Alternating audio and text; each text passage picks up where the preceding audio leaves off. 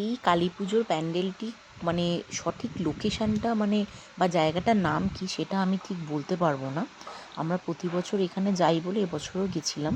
তো আমি এটুকুনি বলতে পারি, বদ্যিরবাদ মোড় থেকে একটু এগিয়ে এসে বাঁ হাতে মানে নুঙ্গির দিকে যেতে বাঁ হাতে একটা গলি মতো পড়ে, তার ভিতর দিকে গেলেই এই প্যান্ডেলটা করেছে। প্রত্যেক বছর এখানে খুব সুন্দর সুন্দর প্যান্ডেল করে, আর এদের থিমগুলো খুব সুন্দর হয়।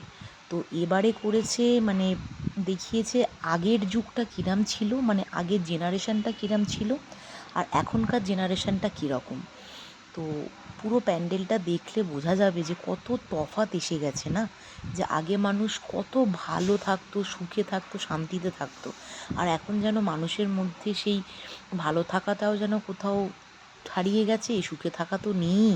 সব সময় যেন মানুষ একটা মানসিক অশান্তি নিয়ে ভুগছে।